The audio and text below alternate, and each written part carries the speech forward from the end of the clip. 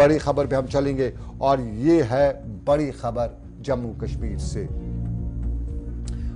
और यह जम्मू कश्मीर में जमीन का मुद्दा जो है, जमीन को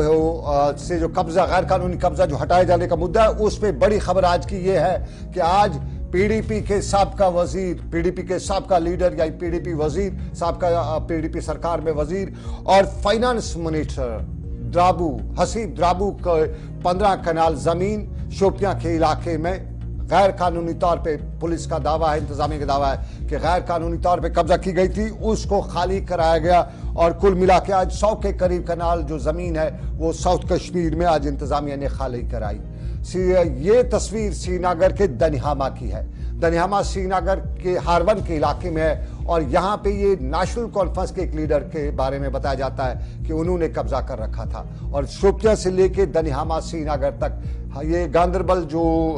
हजरत बल जो तहसीलदार है उनकी सरबराही में आज डिमोलिशिंग ड्राइव जो है वो कराई गई थी और पुलवामा, शोपियां, नॉर्थ कश्मीर, सेंट्रल कश्मीर, श्रीनगर कश्मीर में आज बड़े पैमाने पर जो डिमोलिशिंग ड्राइव हुई उसकी तस्वीर जो है वो देखी गई है और कुछ बताया जाता है कि डोजर्स और भी आ रहे हैं। डोजर्स की कश्मीर में इंतजामिया को कमी महसूस की गई, इसलिए कुछ और डोजर भी मंगाए जा रहे हैं। तो डोजर चल पड़ा है कश्मीर वैली से लेकर जम्मू तक, खित्ते पीर पंचाल, खित्ते चिनाब और खित्ते जो राजौरी पुंछ का है जिसे आमतौर पर पीर पंचाल कहा जाता है, वहां पर भी आज डिमोलिशिंग ड्राइव हो रही थी और डिमोलिशिंग ड्राइव के दौरान ये सब कुछ देखने को मिला। इशफाक और मेरे सीनियर साथी मेरे साथ मौजूद इस वक्त। इशफाक, द्राबू की जमीन को हटाया जाना, वहां से जमीन से खाली कराया जाना, इससे पहले सागर साहब के घर पे बुलडोजर चलाना या उनके जो सिक्योरिटी के लोग उनके बताते हैं उनका घर, और फिर कल गुलाम हसन खान का जो शॉपिंग कॉम्प्लेक्स, और फिर अभी कुछ देर पहले हजरत बल में, दनिहामा हजरत बल में नेशनल कॉन्फ्रेंस के एक और लीडर का जमीन पे जो कब्जा हटाया गया, ये सब चीजें क्या बताता है, क्या आने वाले दिनों में हो सकता है? खबरें अच्छी नहीं आ रही, कुछ इस तरह से भी बताया जाता है। देखिए 31 तारीख जो है वो लास्ट डेडलाइन है जब सुप्रीम कोर्ट के हुक्मनामे और जम्मू कश्मीर इंतजामिया के हुक्मनामे के मुताबिक स्टेट लैंड, घास चराई और रोशनी की जमीनों से हमने ये सारे इलीगल ऑक्यूपेंट जो है जो इलीगली कब्जे कर चुके हैं उन्हें हटाने की बात जो है वो कही गई है। लेकिन जब आप ग्राउंड जीरो पर देखेंगे तो हमने कार्रवाई करते हुए पिछले कई दिनों से अमले को देखा है, महकमे माल के जिम्मेदारों को देखा है और पिछले 3-4 दिन से अगर आप देखेंगे तो इस मुहिम में और ज़्यादा शिद्दत आई है और अब इसमें वो बड़े नाम सामने आ रहे हैं जो पिछले कई हफ्तों से लगातार आवाज़ आ रही थी कि जनाब हाई प्रोफाइल लोग जो हैं, जो बाअसर शख्सियात हैं, चाहे सियासत के मैदान में हो, एडमिनिस्ट्रेशन के मैदान में हो या इक्तिसादी मैदान में हो, उनके खिलाफ कार्रवाई होनी चाहिए और न कि आप आम खाम महमदू और अहमदू के घरों पर बुलडोजर चलाएं जिनके पास सिर्फ 1 कनाल 1.5 कनाल जमीन रहने की भी है और वो काश्त भी वही कर रहे हैं, वहीं पर सब कुछ है उनका, उन्हें ना छेड़ा जाए। लेकिन इस बीच लेफ्टिनेंट गवर्नर ने पहले ही इस बात का इशारा दिया था कि अब कार्रवाई जो होगी ये बड़े पैमाने पर होगी और लगातार पिछले 2-3 दिन से हम देख रहे हैं कार्रवाई अब बाअसर शख्सियात पर हो रही है। शुरुआत नेशनल कॉन्फ्रेंस के जनरल सेक्रेटरी अली मोहम्मद सागर के हुमामा के रिहायशी मकान से हुई थी, जिसके बाद गुलाम हसन खान साहब का नंबर आया था कल, और आज के दिन में बैक टू बैक कई बड़ी खबरें आ रही है। जहां जम्मू से इवैक्यूएशन नोटिस थमा दिया गया है, एक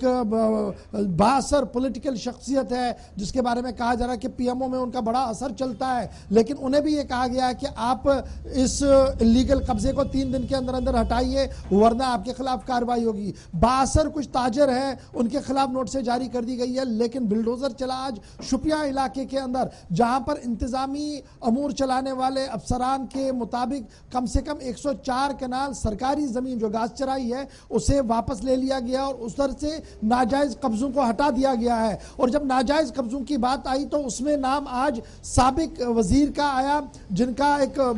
ताल्लुक है पीडीपी बीजेपी गवर्नमेंट को बनाने में, डॉक्टर हसीब द्राबू का। कहा गया कि उनके पास भी एक पीस ऑफ लैंड था जिस पर नाजायज कब्जा था और उसके दीवारों को बाहर से मुनहदिम कर दिया गया और इंतजामिया ने ट्वीट करके जो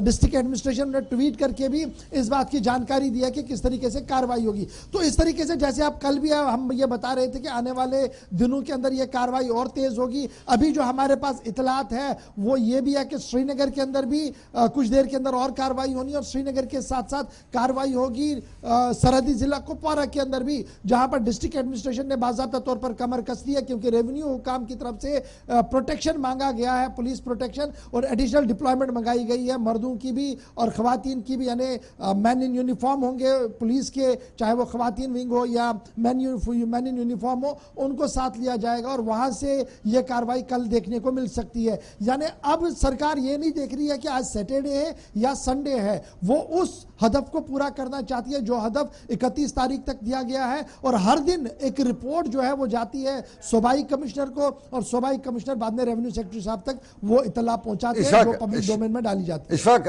सरकार कहती है बड़े पैमाने पर जमीन है। अब अभी तक सरकार के इदारे ये भी कहते हैं कि हम उतना नहीं कर पाए जितनी निकालनी थी, तो 3 दिन बचे हैं। क्या 31 के बाद इस पे डेट एक्सटेंड होगा या वाइंड अप होगा, क्या कहती है? देखिए, जिस तरीके का रेस्पॉन्ड है, बड़ी चीज है कि अवाम कैसे रेस्पॉन्ड करती है। अवाम ने इसकी मज़ाहमत नहीं की है, अवाम ने इस फैसले को कहीं पर भी नहीं कहा कि आप गलत कर रहे हैं। अगर आप सोशल मीडिया को खंगालेंगे तो ये दूसरा ऐसा मुझे लग रहा है कि इस साल का डिसीजन है जिसमें लेफ्टिनेंट गवर्नर साहब की पीठ थपथपाई जा रही है और कहा जा रहा है कि जनाब ये कार्रवाई होनी चाहिए, चाहे घास चराई हो, चाहे स्टेट लैंड हो, जैसा भी मामला हो, इसको निकालना चाहिए। और हमने स्पेशली 62 शख्सियात को बेनकाब करना होगा जिन्होंने पॉलिटिक्स में रहकर इस तरीके का खेल खेला है कि पावर का इस्तेमाल किया है। यानी अवाम कहीं ना कहीं स्टेट के इस फैसले के हक में है, और यही वजह है कि हौसले काफी ज्यादा बुलंद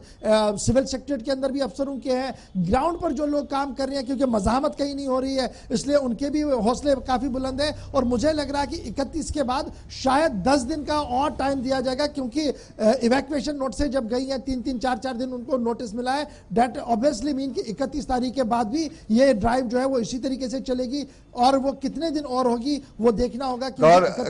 31 को ही ऑर्डर आएगा। एक सवाल में लास्ट पर और जानना चाहूंगा। मैं कश्मीर में जिससे भी बात करूं कहते हैं नींद हराम हुई है। क्या ये आम आवाम की नींद हराम हुई है, बड़े पॉलिटिशियंस की हुई है, या किसकी नींद हुई है, या किन लोगों की? देखिए, नींद उन लोगों की हराम जरूर हुई है जिन्होंने नाजायज कब्जे किए, जिन्हें ये पता कि मेरे पास सिर्फ 10 मरला जमीन थी और 8 मरला मैंने सरकार का अपने पास ले लिया है, उनकी नींदें जरूर हराम हुई है। आम लोगों की मैंने इसीलिए कहा कि जब आप आम लोगों से बात करेंगे, नो डाउट कुछ लोग ये कह रहे हैं कि जनाब आम गरीब लोगों के ऊपर यह बुलडोजर ना चलाया जाए, सिर्फ अमीर लोगों के ऊपर बुलडोजर चलाया जाए जिन्होंने हजारों कनाल या 100-100, 150 कनाल या 30-30, 40-40 कनाल अपने नाम पे रखी है, उनको लिया जाए, उनको इससे कोई फर्क नहीं पड़ रहा है। आम लोग इसके हक में हैं, और नींदें जरूर उड़ी हैं पॉलिटिशियंस की जिन्होंने अपना असर रसूख रखते हुए इस तरीके से जमीनों को अपने कब्जे में लिया है। बहुत बहुत शुक्रिया इशफाक गौहर, मेरे साथी इशफाक गौहर। जमीन का मुद्दा बरसर जमीन, और इस बरसर जमीन मुद्दे में कश्मीर में जो जमीन निकाले जाने का मामला है उस पर क्या कुछ सूरत-ए-हाल है। अभी डोजर चला है दिन में, आज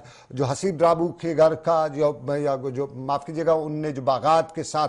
इनेक्स कर रखा था, 15 कनाल के करीब जमीन जो थी उसके दीवार गिराई गई है। और नेशनल कॉन्फ्रेंस के एक बड़े लीडर की ये दनिहामा यहाँ पे हारवन के इलाके में आज तहसीलदार हजरत बल ने डोजर चलाया है, और उस दौरान वहाँ पे जिस तरह से साफ तौर पे उस ज़मीन के बारे में अक्सर लोग बताते थे कि ये ताकत का इस्तेमाल है, पावर इसके पास है और पैसा भी है, तो इसलिए इसने गैर कानूनी तौर पे यहाँ ज़मीन कब्जा किया, और उस पर कई बार खबरें भी चली थी और अब तक उसे कभी नहीं गिराया गया था, लेकिन आज उस ज़मीन को साफ वापस भी कराया गया। ये दनिहामा गांदरबल के लोगों, दनिहामा हारवन के लोग